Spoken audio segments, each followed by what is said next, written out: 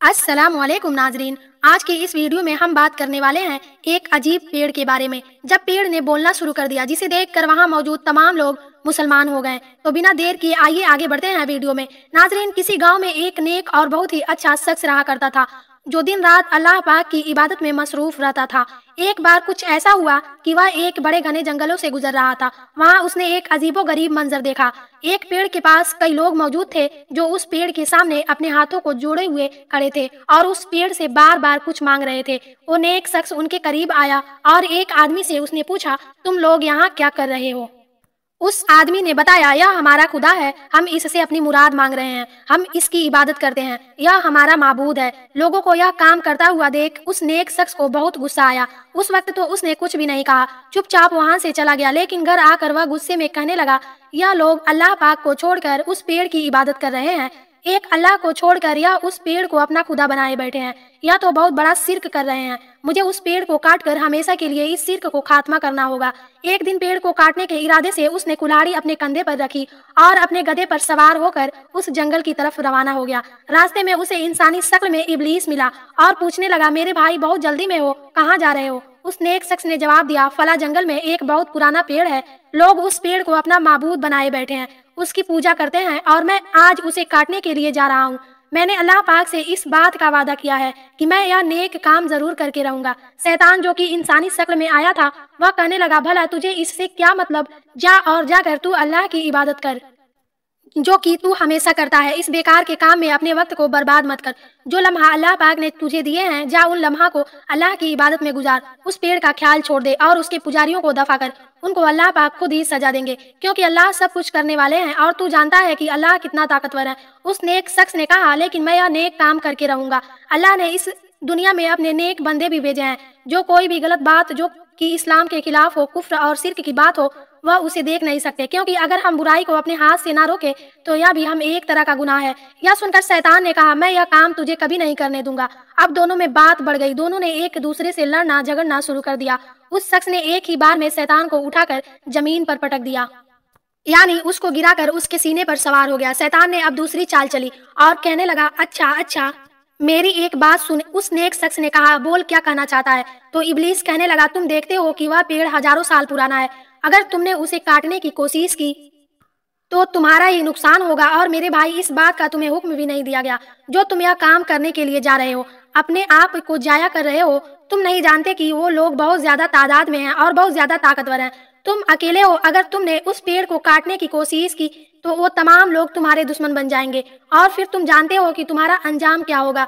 वह नेक शख्स कहने लगा, वह दुश्मन बनते हो तो बने, वह मेरे साथ जो कुछ करना चाहते हैं करे, अगर चाहे मुझे कत्ल ही क्यों ना कर दे, लेकिन मैं यह नेक काम जरूर करके रहूंगा। शैतान ने कहा, अब मैं तुम्हें जाने नहीं दूंगा।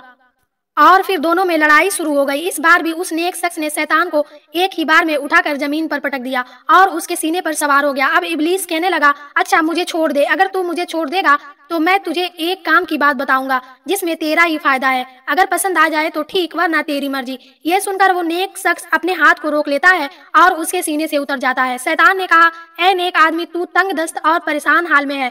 मैं ये बात जानता हूँ कि तू गरीब है। अगर मैं तुझसे यह कहूँ कि मैं तुझे बहुत सारे पैसे दूंगा, जिसे तू खुद भी इस्तेमाल करना और गरीब गुरबा में भी ले जाकर तकसीम करना, भला इस बुराई के काम को रोकने से कई गुना ज्यादा बेहतर वह काम है कि तू मुझसे पैसे ले ले और किसी गरीब को खाना खिला दे, किसी बेवा की, बीमार की, कमजोर की, यतीम की मदद कर। और हाँ, एक बात और सुन, अगर तूने उस पेड़ को काट दिया तो वो लोग दुश्मनी के तहत तुझे कत्ल कर देंगे और तेरे कत्ल के बाद वह किसी और दूसरे पेड़ की पूजा करनी शुरू कर देंगे। तुम देखते तो हो, इस घने जंगल में ना जाने कितने दरख्त हैं जो बहुत ही पुराने हैं। वो लोग अपनी इबादत को हरगिज नहीं रोकेंगे, तो आखिर तुझे अपनी कुर्बानी देकर क्या फायदा? इससे बेहतर यही है कि तू पैसे मुझसे ले ले और खुद भी अपनी जिंदगी को इत्मीनान और सुकून के साथ गुजार और गरीब गुरबा की मदद कर। मैं तुझसे वादा करता हूँ, अगर तूने इस पेड़ को काटने का इरादा छोड़ दिया तो मैं रोजाना तेरे सिरहाने 2 दिनार रख कर चला जाऊंगा। वो नेक शख्स, जो कुछ देर पहले उस शैतान का दुश्मन था, दरअसल वो उसे इंसान ही समझ रहा था, आखिरकार शैतान के झांसे में आ गया और शैतान अपनी चाल में कामयाब हो गया।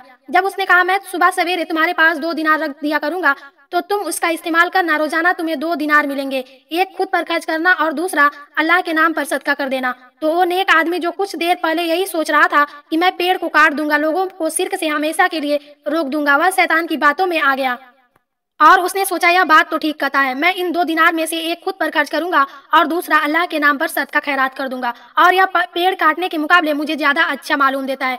उसने शैतान से कहा, तूने जो बात कही है मैं तेरी बात मान ली। अब तू अपने वादे के मुताबिक रोजाना मेरे सिनारे पर 2 दिनार रखेगा, ताकि मैं उसे खुद भी इस्तेमाल करूं और सदका और गरीबों में खैरात के लिए भी उसका इस्तेमाल कर सकूं। शैतान ने कहा, मुझे तुम बहुत समझदार और अच्छा इंसान मालूम देता है, तूने मेरी बात को मानकर बहुत अक्लमंदी का सबूत दिया है। अब जा, इत्मीनान से अपने घर चला जा। शैतान 3 दिन तक उसकी सिरहाने पर रोजाना 2 दिनार रखता था और उसे बगैर किसी मेहनत के रोजाना 2 दिनार मिलते रहे। मगर चौथे दिन उसे दिनार ना मिले। गुस्से में उसने फिर से कुल्हाड़ी को उठाया, अपने गधे पर सवार हुआ और उस शख्स को तलाश करने के लिए अपने घर से निकल पड़ा।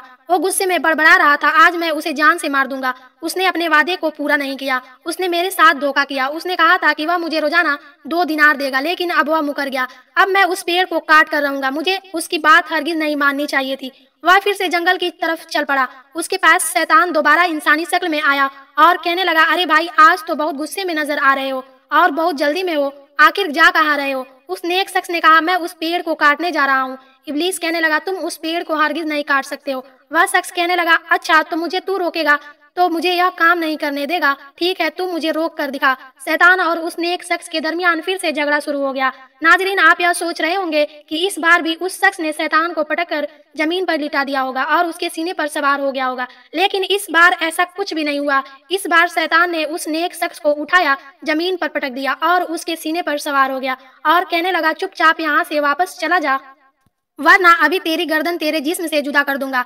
यह सुनते ही वह शख्स डर गया और कहने लगा, अच्छा मुझे छोड़ दो, मैं वापस चला जाऊंगा, लेकिन हाँ तुझे इतना तो बता दो कि पिछली मर्तबा जब मेरा तुम्हारा झगड़ा हुआ था तो मैंने बहुत आसानी से तुम्हें उठाकर जमीन पर पटक दिया था। मैं तुम पर गालिब आ गया था, मगर अब की बार तुमने मुझे बेबस कर दिया और मुझे गिराकर मेरे सीने पर सवार हो गए। आखिर इसकी क्या वजह है? इस पर इब्लीस शैतान ने जवाब दिया, अरे बेवकूफ आदमी, पहले तेरा गजब, तेरा गुस्सा सिर्फ अल्लाह पाक की रजा के लिए था, इसलिए दुनिया की कोई ताकत तुझे इस काम से नहीं रोक सकती थी। लेकिन अब तेरा गुस्सा अल्लाह पाक की रजा के लिए नहीं, बल्कि माल और दौलत यानी दिनार ना मिलने की वजह से है।